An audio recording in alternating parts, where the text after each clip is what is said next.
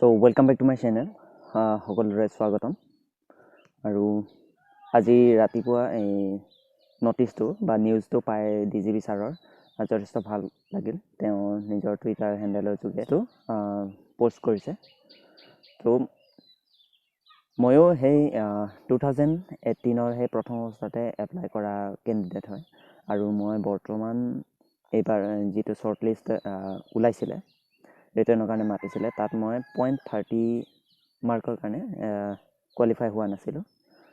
তো বৰ্তমান যদি অলপ কম নম্বৰৰ পৰা কেণ্ডিডেট মাতে, যিটো তেওঁলোকে পোষ্টটোত একেবাৰে শেষৰ ফালে লিখিছে, তো কিবা এটা সুবিধা পাম। কাৰণ এই 2018 পৰা প্ৰায় 4 বছৰ সময় এটা আমাৰ নষ্ট হৈছে।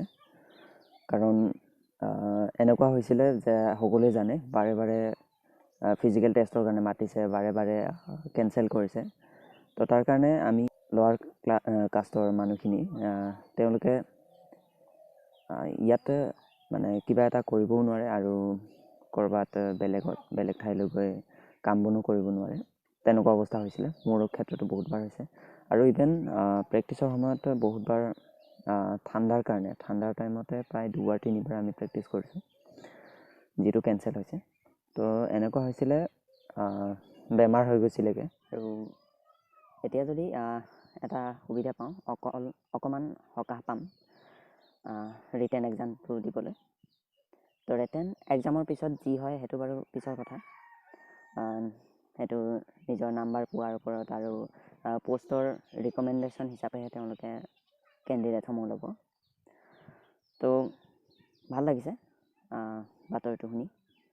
বহুতে ইভেন যি ছ'চিয়েল মিডিয়াত বহুতে এই কথাটোক লৈ বেয়া পাইছিলে, কিন্তু মানে যিসকল ল'ৰাই গৈ আন্দোলন কৰিছিলে, মানে কাট অফ বা কেণ্ডিডেট কমাই মাতিছে আৰু মাতিব লাগে বুলি, বহুতে ইভেন এনেকুৱালৈকে আমি ছ'চিয়েল মিডিয়াবিলাকত দেখিছিলোঁ যে গুটখা খাওঁ, চিগাৰ খাওঁ, দৌৰিব নোৱাৰোঁ, এতিয়া হুলস্থুল কৰি লাভ নাই, নামাতে।